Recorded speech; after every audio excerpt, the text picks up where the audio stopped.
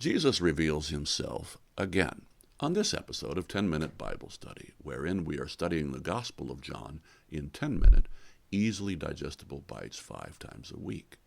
John 21, 1-3.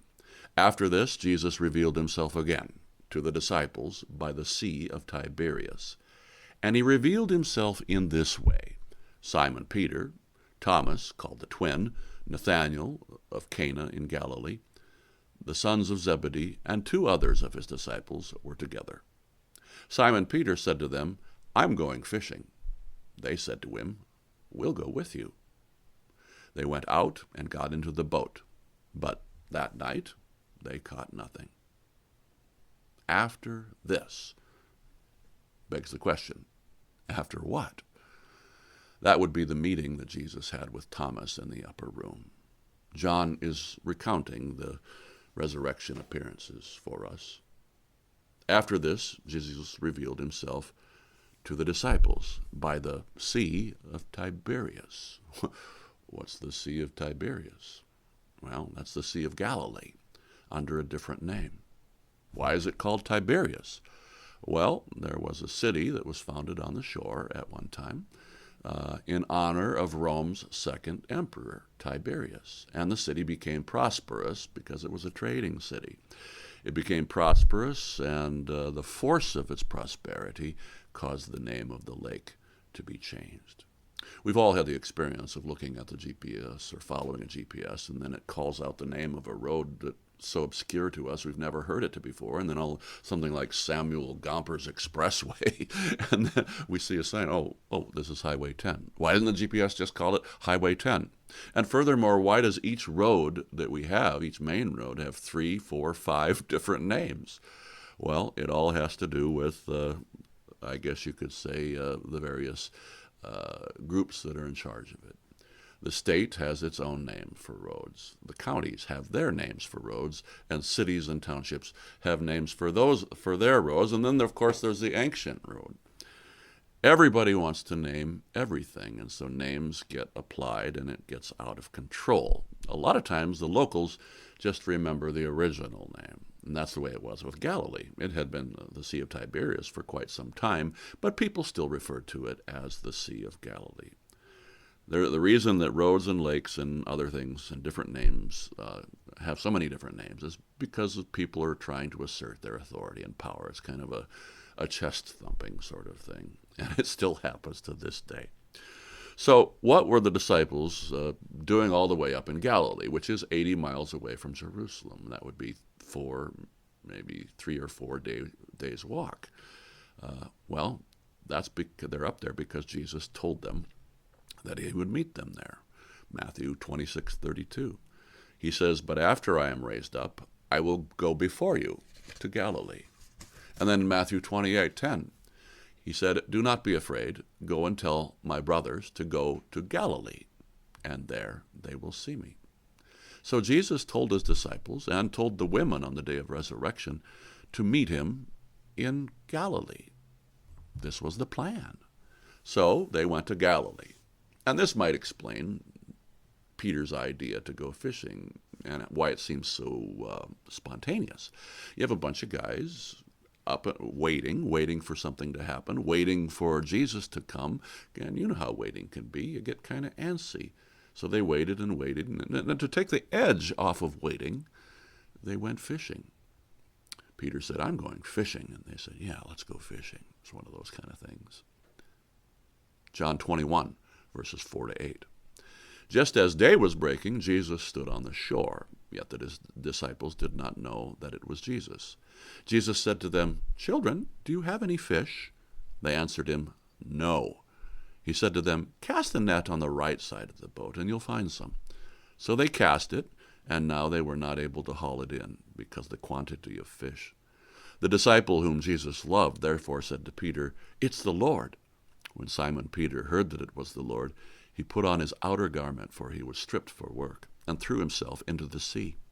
And the other disciples came to the boat, dragging the net full of fish, and they were not far from the land, and about 100 yards off.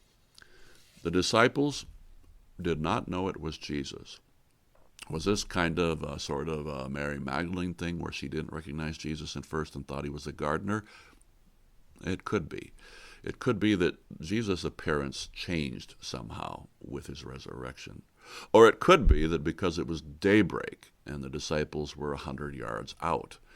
Daybreak is when first light comes upon and the sun isn't even up yet. I wouldn't recognize my old grandma at 100 yards at daybreak, so I'm guessing it's more this than anything else. Jesus leads with the word children. He says, "Children, do you have any fish?" Which is kind of odd, but not unprecedented. Why would Jesus use that term, children? Well, perhaps he used it because he had just finished and completed the thing that caused them to be children of the Heavenly Father, and maybe that's how he thought of them. Or it could be that since he had instructed them for 3 years and spent so much time with them, he considered them to be his offspring, his children. Or maybe it was just a term that was used in that moment because that's his affection for them. Whatever the case, it didn't seem to bother them, and they didn't even know who it was at first. And when they heard it, they might have thought that Jesus was just some old man calling out, "Hey kids, did you catch any fish?" We could see that happening in our time. And if someone shouted at me, "Hey kids," I'd take that as a compliment, I guess. Who knows?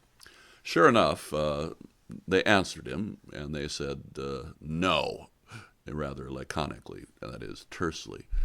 I think they're kind of sort of remembering what it was like to be fishermen, what it feels like to get skunked, which is what fishermen feel a lot. So he tells them to toss their nets off to the right side of the boat, and they'll find some. Now, he knew the fish would be there because he was God. It kind of shows how minutely God's understanding of the things and actions of the world are. Jesus once explained that a sparrow does not even fall without his Father in heaven knowing about it.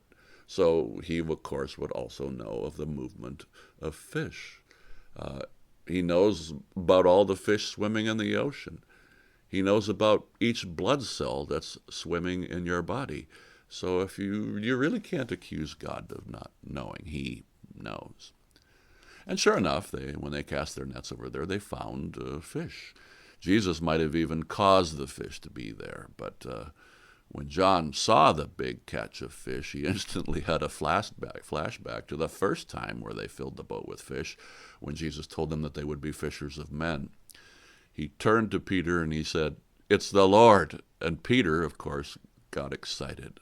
They now, both of them, recognized Jesus through his miracle. Well, Peter did that Peter thing. He jumped into the lake and started swimming to shore.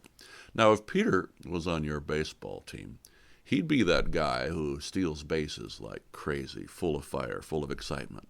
Sometimes he would act in benefit of the team with his excitement, and other times to the team's detriment. You'd love him because he'd pour his whole self into the team and get really into the games. You'd love him for that, but then you'd also find him annoying because he would make decisions that were uninformed and actually deleterious to whatever you're trying to do. Peter would be the guy who would take risks without thinking about it. It says that he was stripped for work.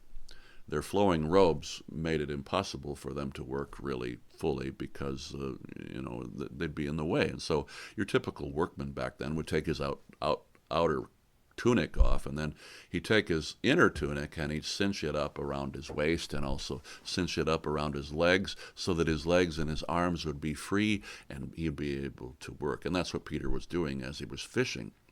However, it's rather strange, I think, that Peter would take his outer garment and put it on before he jumped into the water. If you ever have tried swimming with your clothes on, you know that it's not easy. And imagine jumping into a lake with a robe that goes down to your feet and with arms it would get waterlogged and it would pull you down. So it seems a little strange that Peter would be, hey, put my full robe on and then jump in. Well, there's a little help from the Greek original in this. Instead of simply saying he put on his outer garment, the verb there can also mean to cinch down tightly and to gird. It could mean that Peter very carefully tied up his sleeves and the lower part and in such a way that his legs were free. Now, if I were going to jump into the water and I wanted to bring all my clothes with me, I would take my shoes and all of that and wrap it in my pants and cinch it tightly. And perhaps if I wanted to swim with both arms, I would attach it to my waist and do it in that way, or I would swim with one arm and hold the clothes above. That's how I would do it, and I'm sure Peter made similar sort of arrangements so that he could swim freely at least.